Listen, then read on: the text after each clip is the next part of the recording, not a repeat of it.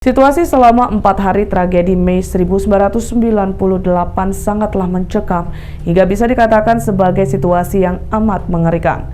Pemerkosaan massal terjadi di berbagai penjuru Jakarta hingga membuat dering telepon terus bergema tak berhenti berbunyi di sebuah kantor organisasi perempuan bernama Kalyana Mitra.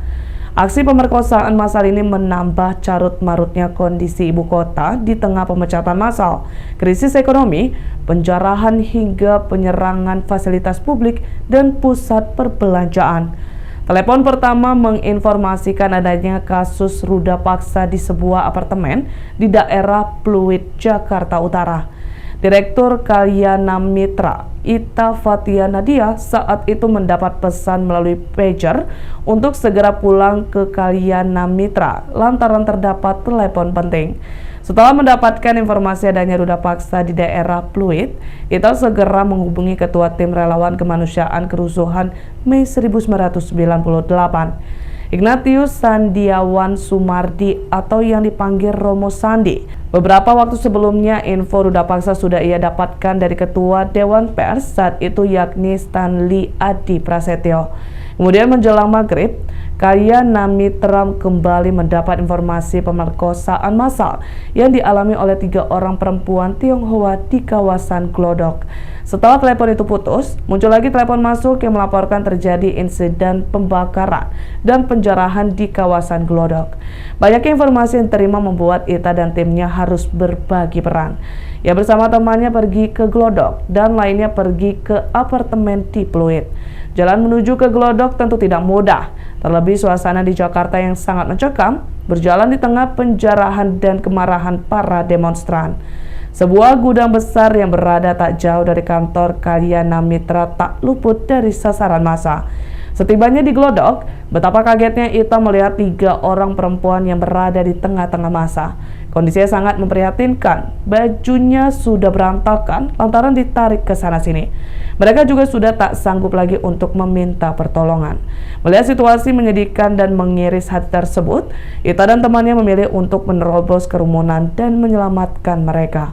Ita kemudian membawa mereka ke sebuah hotel di seberang Harko yang kebetulan ia kenal dengan pemiliknya yang juga warga etnis Tionghoa. Ita langsung meminta pegawai hotel untuk membantunya membawa korban ke dalam kamar yang tersedia. Ita dan timnya kemudian kembali keluar dan menyelamatkan lebih banyak korban. Tak sampai di situ, radio panggil yang dimiliki Ita terus berbunyi hingga pada 11 Mei 1998 yang mendapat pesan untuk segera ke Cengkareng, Jakarta Barat. Ia diminta untuk bertemu dengan seseorang yang disebut sebagai Pak Haji. Sekitar pukul 21.30 waktu Indonesia Barat, Ita sampai di tempat janjian bertemu dengan Pak Haji lalu langsung diajak ke rumahnya untuk menemui sang istri. Betapa terkejutnya Ita saat melihat ada 3 orang wanita yang semuanya merupakan korban pemerkosaan massal dan kekerasan. 3 orang korban dibawa ke rumah sakit untuk mendapat perawatan menggunakan 3 motor yang masing-masing dikendarai Pak Haji, menantu Pak Haji, dan ojek langganan Ita. Tak berlangsung lama, radio panggil Ita kembali berbunyi. Kini pesan datang dari Romo Sandi yang melaporkan korban pemerkosaan di Jembatan 2 dan Jembatan 3. Namun saat itu Ita mengaku takut lantaran kondisinya sudah malam dan sangat sepi. Hingga akhirnya Ita dijemput oleh 2 orang laki-laki yang juga relawan. Sama seperti di tempat lain, daerah itu sudah ramai pencerahan. Pintu-pintu besi yang semula terpasang di ruko rusak. Ita masuk ke salah satu ruko yang dituju, yang mendapati seorang perempuan Tionghoa berumur sekitar 18 tahun yang juga menjadi korban. Satu perempuan lainnya lebih dulu diselamatkan oleh warga di belakang ruko.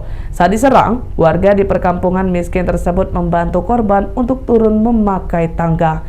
Esok harinya pada 12 Mei 1998 sekitar pukul 10 waktu Indonesia Barat, Kalyana Mitra mendapat telepon yang mengabarkan ada 2 orang anak korban pemerkosaan di Pondok Bambu, Jakarta Timur.